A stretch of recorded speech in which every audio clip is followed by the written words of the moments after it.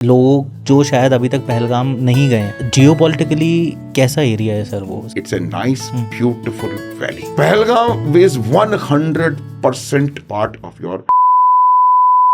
Pakistani army के जो journals रहे हैं, जो आइडियोलॉजी फॉलो होती है, नई जनरेशन है पाकिस्तान की, वो कहीं ना कहीं इसी वजह से और ख़राब हो रही है। उनको पूरा सच आज का पाकिस्तान का यूथ भी वो समझ रहा है पाकिस्तान की आर्मी रेडिकलाइज्ड है, और यही वजह है कि पाकिस्तान आज एक बार टूट चुका है और वो फिर टूट की कगार पर है। जियोपॉलिटिकली कैसा एरिया है सर वो? सबसे पहले तो मैं जियोपॉलिटिक्स पे जाना चाहूँगा, बिकॉज लोग जो शायद अभी तक पहलगाम नहीं गए हैं, उनको ये बताना ज़रूरी है कि किस तरीके का एरिया, क्योंकि अमरनाथ यात्रा भी कुछ किलोमीटर्स के बाद ही वहाँ से स्टार्ट होती है। कुछ मैं बताता हूँ। देखिए, आप मैं बैठा हूँ आपके सामने और मैंने अपनी यूनिट जी सर कुछ महीने के लिए पहलगाम से कमांड करी है। यस, तो मैं उस पहलगाम के इलाके को बहुत बेहतर तरीके से जानता हूँ। 2003 में जब अमरनाथ यात्रा थी तो मेरी यूनिट पहलगाम में डिप्लॉयड थी।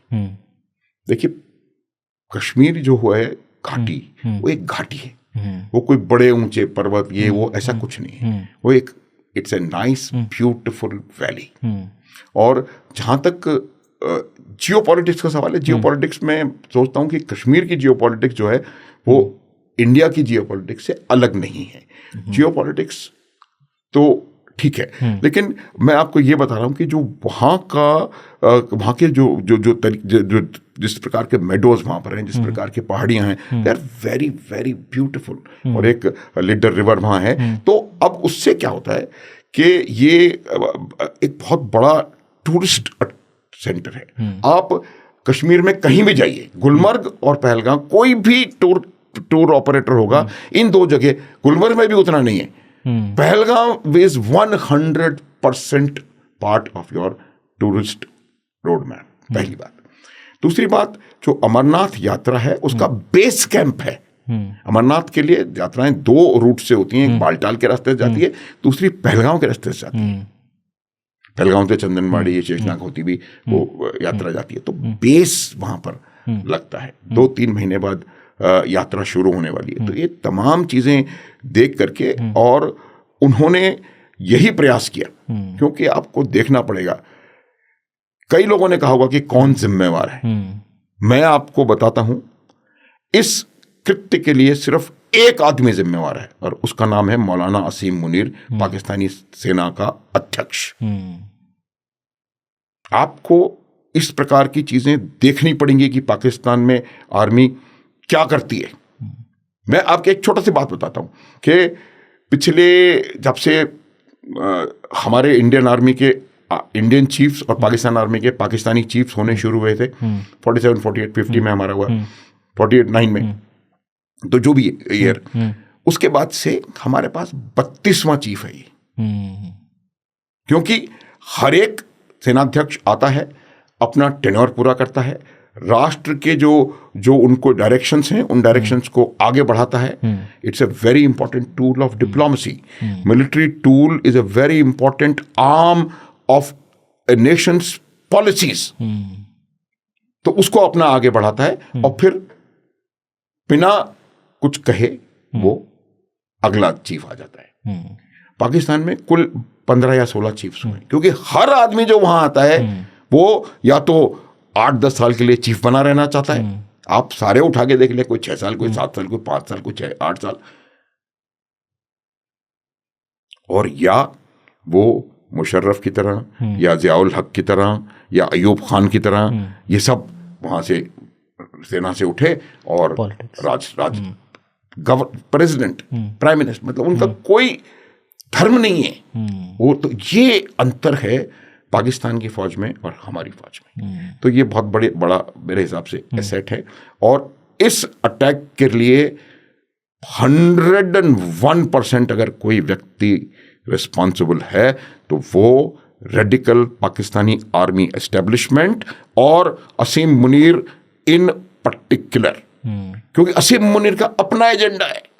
वो चाहता है मैं 7 साल प्रेसिडेंट चीफ बना रहा हूँ 8 साल, जो भी वो चाहता है। और वो जब तक, देखिए क्या होता है कि जब तक आप इस प्रकार की चीज़ बाहर नहीं करेंगे आपको कौन पूछेगा। और आप देखिए कि उनके पाकिस्तान की आर्मी बलूचिस्तान में मार खा रही है, सिंध में वो चीज़ें कंट्रोल नहीं रख पा रहे हैं, KPK में वो तहरीक तालिबान पाकिस्तान उनको हड़का रहा है, POJK में आवाज़ें उठ रही हैं, गिलगित बाल्टिस्तान में उनके खिलाफ उनकी खिलाफत हो रही है। तो ऐसे टाइम पर क्या चाहता है असीम मुनीर? वो चाहता है कि कोई ऐसा क्रिएट कर दिया जाए यहाँ पर इशू, जिससे कि वो तमाम जो आवाज़ें हैं वो दोबारा उनके उसमें।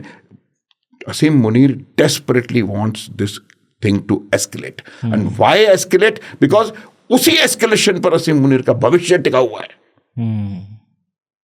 तो इस अटैक के लिए 100% अगर कोई व्यक्ति रिस्पॉन्सिबल है तो उसका नाम है जनरल मुनीर, मौलाना मुनीर कहता हूं मैं उसको। उनका पार्लियामेंट में, उन्हीं के पार्लियामेंट में या कहीं एक स्टेटमेंट भी अभी उन्होंने जस्ट अटैक के 2 दिन पहले दिया था, दैट हम दोनों बहुत अलग हैं, हम एक कभी नहीं हो सकता। उसके जस्ट सर 2 या 3 दिन में अटैक हो जाता है। कुणाल, मैं एक बात बताऊं तुम्हें, यही बता रहा था मैं कि जो पाकिस्तानी आर्मी एस्टेब्लिशमेंट है वो रेडिकलाइज्ड है।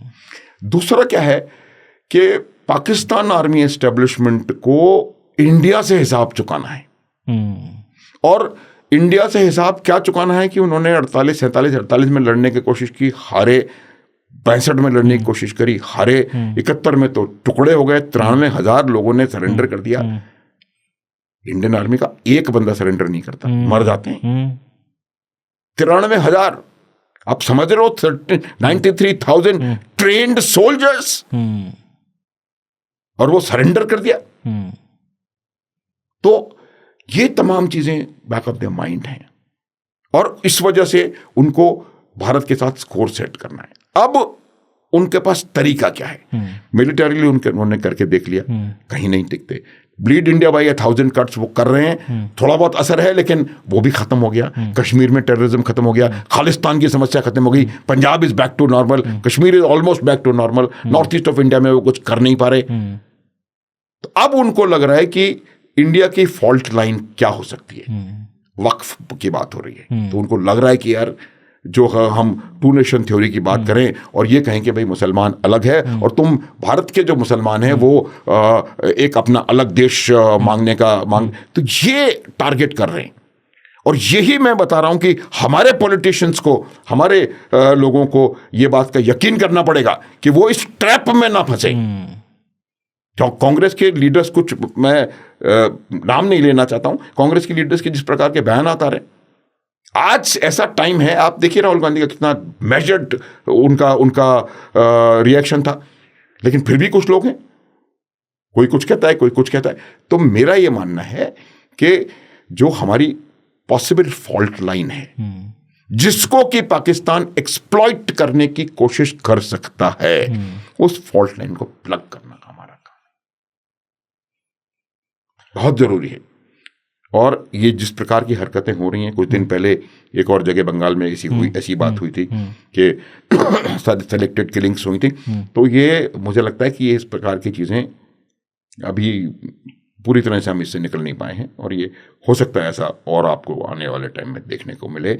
लेकिन इसको प्रेरित करने वाले हमारे खुद के राजनीतिज्ञ हैं। आप इसका रिएक्शन देखिए असदुद्दीन ओवैसी का, मुझे बड़ा अच्छा लगा जिस प्रकार से वो रिएक्ट किए हैं।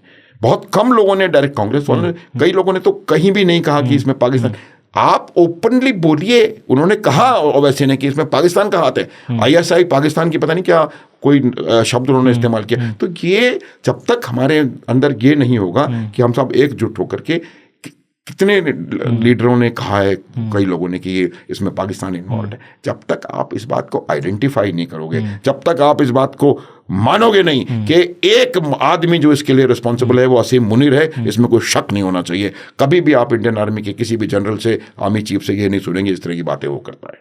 मैं बता रहा हूँ, मैं जम्मू कश्मीर राइफल्स में रहा हूँ। जम्मू कश्मीर राइफल्स में हिंदू भी हैं, मुसलमान भी हैं, सिख भी हैं, गोरखा भी हैं। हमें रेजिमेंटल सेंटर का कमांडेंट था, वहां पर मंदिर भी है, गुरुद्वारा साहब भी है, मस्जिद भी है, और हमारे सारे ऑफिसर, सारे जवान एक दूसरे के फंक्शंस में। भारत की ताकत ये है, भारत की ताकत है ये। और इस ताकत को हमने कैसे निकलने जाने देंगे आप? तो आपको समझने की जरूरत है कि we should not fall in that trap. वो यही कर रहे हैं। असीम मुनीर ने कहा, उसके बाद और कई लोगों ने कहा, ये मुसलमान वो नहीं है जो पाकिस्तान चाहता था, ये अपनी मर्जी से रुका है 47 में भारतवर्ष में। तो कोई शक ना हो किसी को, लेकिन वो इसको एनकैश करने की कोशिश कर रहे हैं। इसीलिए वो भाषण देते हैं और वो बात कर रहे हैं। मेरे ख्याल से वो एनआरआई टाइप एनआरपी होंगे, वो जो भी होता है उनका अपना, उनके जो प्रवासी पाकिस्तानी हैं उनसे बात कर रहे हैं, उनको जियो स्ट्रेटजी पढ़ा रहे हैं, जियो पॉलिटिक्स पढ़ा रहे हैं। ये आर्मी के सेना के अध्यक्ष का काम नहीं है। वो उनको बता रहे हैं टू नेशन थ्योरी क्या है, वो उनको बता रहे हैं कैसे मुसलमान, क्या पाकिस्तान में एक भी हिंदू नहीं है? क्या पाकिस्तान में एक भी सिख नहीं है? क्या पाकिस्तान में एक भी बौद्ध नहीं है? एक भी ईसाई नहीं है? क्या मतलब है उनका ये इस तरह की बात करने का? ये बिल्कुल डेस्परेशन दिखा रहा है उस आदमी का, और उसका पर्सनल एजेंडा, और उसका इंडिया से स्कोर सेटल करने की दिली तमन्ना। क्योंकि ये जो अभी तक जो आर्मी के चीफ बन रहे हैं, इन लोगों ने शायद कहीं ना कहीं 1971 के बारे में उस समय जीवित थे अपनी, तो इनको लग रहा है जैसे फिर 84, 87 हर जगह मार खाई है कारगिल में। दुनिया की कोई सेना ऐसी नहीं है। अभी मैं आपको किससे सुना सकता हूं कि कैसे हमने अपने एक कैजुअलिटी को हम वहां से वापस लेके आए, एक को, और वो अपने डेड छोड़ के चले गए, ऑफिसर्स भी, सोल्जर्स भी। आप मुझे बताएं, आपने पूछा था कि आप आर्मी के लिए आप क्या कर सकते हैं। ये है जो कर सकते हैं कि हम अपने जो जिन्होंने शहादत दे दी है उनको गधों पे बैठा करके ना लाएं। ये पाकिस्तान की आर्मी करती है। तो आप बहुत जबरदस्त जमीन आसमान का फर्क है। वहां की आर्मी का जो मैंने मोटो आपको बताया था उससे उल्टा है। मैं पहले, मेरे जवान उसके बाद, और देश की ऐसी की तैसी। कि जब तक हम इसको पूरी तरह से अपने अंदर नहीं कर देते, राष्ट्र प्रथम, जब देश की बात आ रही है तब कोई कंसिडरेशन नहीं है। हमारे शास्त्रों में महाभारत जो हमारा एक बहुत गौरवशाली इतिहास है कि अगर आवश्यकता पड़ेगी तो धर्मराज भी राष्ट्र हित में, धर्म के हित में, अगर उनको भी अगर बाध्य किया जाएगा तो वो भी अश्वत्थामा हतः बोलेंगे ताकि धर्म की जीत हो सके। श्री कृष्ण भी सूरज को छिपाएंगे ताकि जयद्रथ का वध हो सके, क्योंकि राइटियसनेस, सत्य की जीत हो सके, धर्म की जीत हो सके। और यही हमारी आर्म्ड फोर्सेस की सबसे बड़ी ताकत है कुणाल, कि वो अपने राइटियसनेस के लिए they are willing to do anything. कोई मतलब नहीं है अभी। Now it is a time to give them a lesson, और इंडस वाटर ट्रीटी एक बहुत बड़ा लेसन उनको दे दिया गया है। पाकिस्तानी आर्मी के जो जर्नल्स रहे हैं, जो आइडियोलॉजी फॉलो होती है, जो जिस तरीके से हमारे पास में स्टेटमेंट्स आते हैं, हमने कभी इंडियन आर्मी के किसी भी हाई रैंक तो छोड़िए, लोअर रैंक के भी जो ऑफिसर्स रहे हैं, कभी हमने इस तरीके के स्टेटमेंट्स नहीं सुने। और प्लस जिस तरीके से शायद ऐसा क्या है कि क्योंकि जो जिस तरीके से वो बोल रहे हैं, जिस तरीके से उनको सिखाया गया है, वही सारी चीज़ें नीचे लेवल पे जितने लोग हैं, प्लस जो टेररिस्ट ग्रुप्स जो बने हैं, चाहे वो लश्कर तैयबा है, चाहे और जितने भी ग्रुप्स हैं, उनमें वही आइडियोलॉजी है। प्लस जो यूथ है वो भी उसी तरीके से फ्रॉम द बिगनिंग, है ना। जैसे कहा जाता है कि एक हम पौधा लगाते हैं और वो जब बड़ा होता है तो उसमें टाइम लगता है, बट उसको जो जिस तरीके से नरिशमेंट दी जाती है starting of the early years में, तो ये जो पौधा, जो नई जनरेशन है पाकिस्तान की, वो कहीं ना कहीं इसी वजह से और ख़राब हो रही है। उनको पूरा सच नहीं बताया गया, उनको काफ़ी सारी चीज़ें छुपाई गई हैं जो शायद उनको पता होना चाहिए। आर्मी का इतना कंट्रोल होता है तो वो अपने हिसाब से काम करते हैं।